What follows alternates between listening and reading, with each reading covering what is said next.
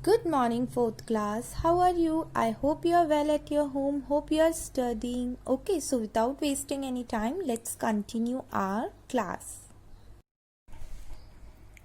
So children, मैंने आपको इसकी रीडिंग कराई थी और आज मैं आपको इसको एक्सप्लेन करती हूँ. Adaptation in animals. What they are saying कि हम जो हैं different types of animals different parts of the world में रहते हैं. यस, हिली एरियाज़ में अलग एनिमल्स रहते हैं, कोल्डर रीजन में अलग रहते हैं, नॉर्थ रीजन में अलग रहते हैं, सदर्न रीजन में अलग एनिमल्स रहते हैं. तो different types of animals different parts of the world में रहते हैं.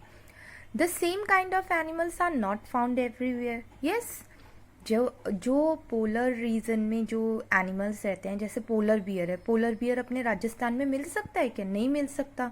कैमल जो है, कैमल क्या पोलर रीजन्स में मिल जाएगा? नहीं मिलेगा.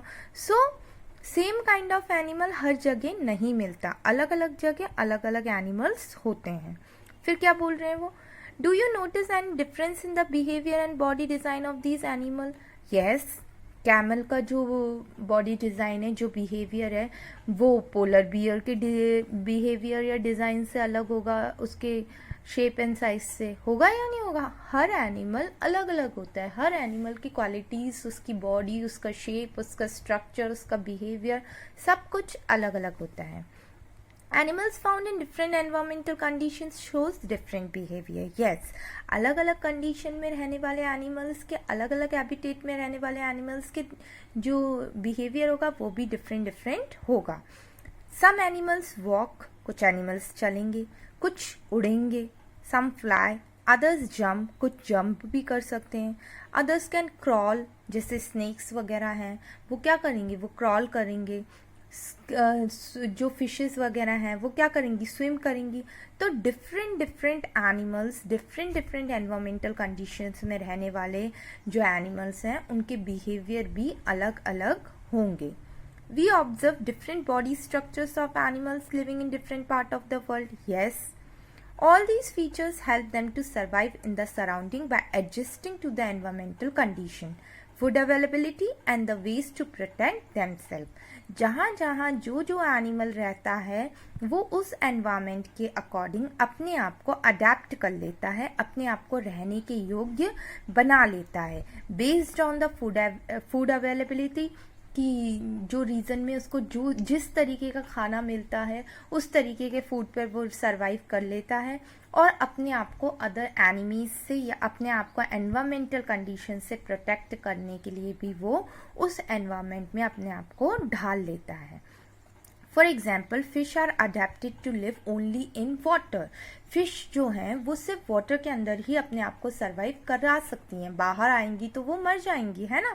तो उसी तरीके से जो भी एनिमल अपने आप को उस पर्टिकुलर कंडीशन में रहने के लिए अपने आप को उसके वातावरण के अनुकूल ढाल ले, या अपने आप को उस एनवायरनमेंट में रहने के अकॉर्डिंग सर्वाइव करने के लिए वो अपने आप को वहाँ पर एडजस्ट कर ले, that situation, that condition is known as adaptation. Okay, this process of adjustment of animals and plants according to the surrounding in which they live is called adaptation. Okay children, तो उस condition, उस environment में अपने आप को उस condition, उस according, उस क्लाइमेट के लिए अपने आप को प्रिपेयर कर ले रहने के लिए, उस सिचुएशन को, उस adjustment of process of adjustment को क्या कहेंगे हम? Adaptation. Okay, so this is the definition.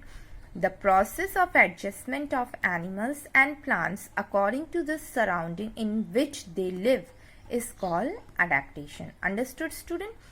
Now, based on these explanations, these are the answers which you have to give. So this is your homework for today. The types of environment which is right for an animal to live in and thrive is called its, the process of adjustment of plants and animals according to the surrounding in which they live. अभी मैंने बताया है. Okay, so these two questions you have to answer. Now next, what they are saying, adaptation to habitat.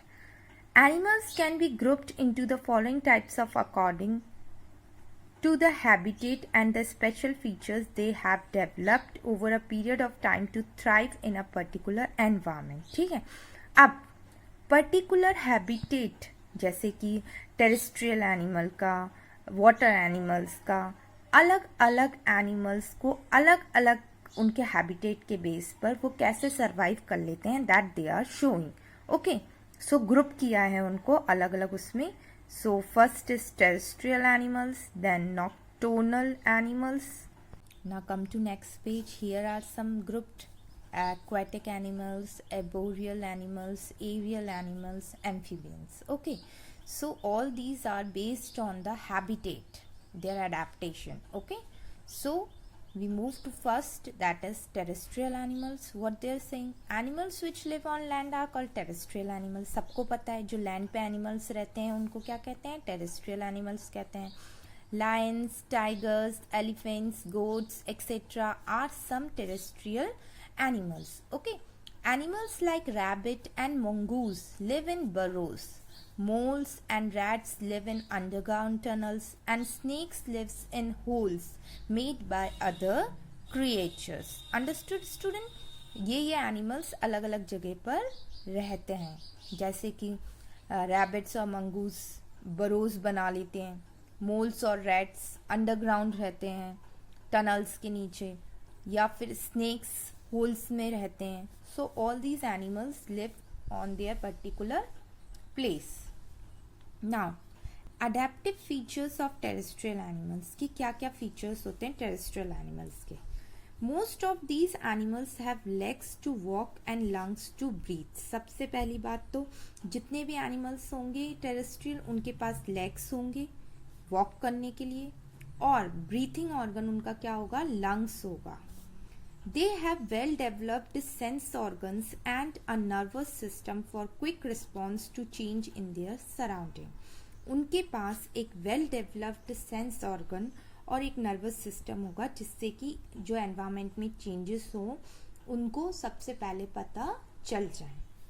Animals like snakes do not have legs.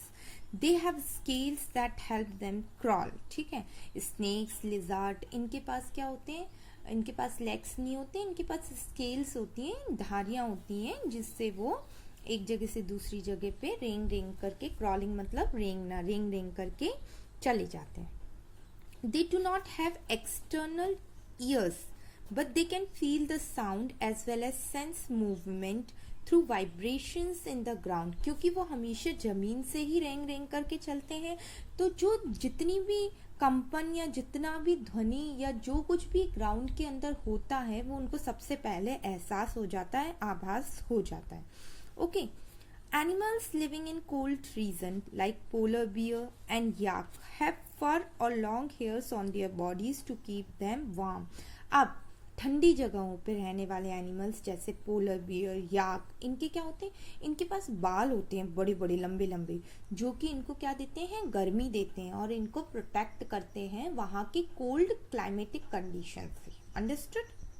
Now these animals also have a thick layer of fat under the skin which keeps them warm and also supplies energy when food is scarce. Okay, इन जो animals होते हैं इनके पास अंदर ही अंदर एक fat भी जमा कर लेते हैं ये अपने बॉडी के अंदर, जो कि इनको क्या देता है, गर्मी तो देता ही देता है, साथ में जब इनके पास आसपास खाना नहीं होता तो वो उनके खाने की भी पूर्ति करता है.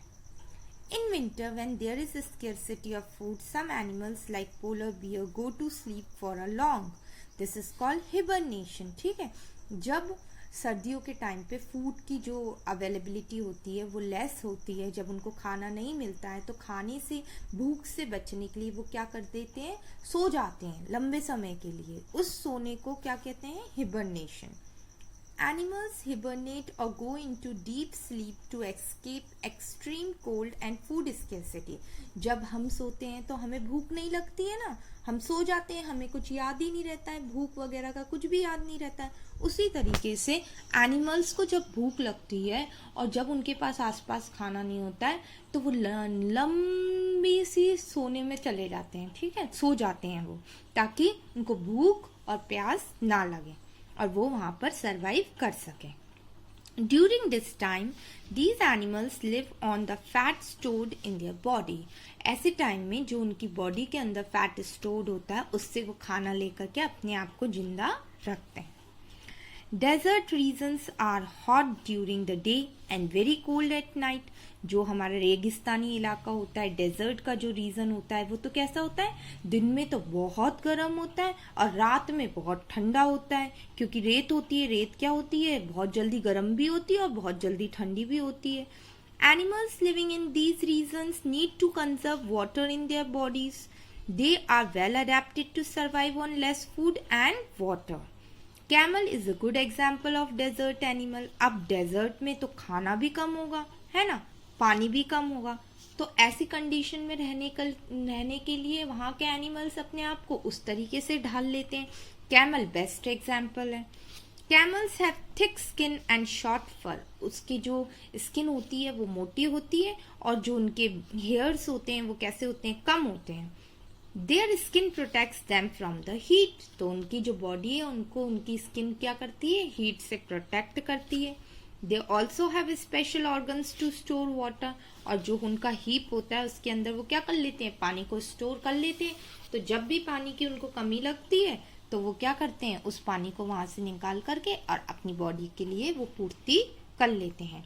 सो these are the adaptive features जो कि टेरेस्ट्रियल एनिमल्स को रहने के लिए, सरवाइव करने के लिए एक पर्टिकुलर हैबिटेट में, एक एनवायरमेंट में उनके लिए ये फीचर्स होनी चाहिए जिससे वो रह सकें. ओके, अब नॉकटर्नल एनिमल्स हम कल पढ़ेंगे. तब तक आपको रीडिंग करनी है and try to answer the questions which are given in the books inside. Okay children, फिर ये मैं आपको कल एक्सप्लेन करूंगी. Thank you.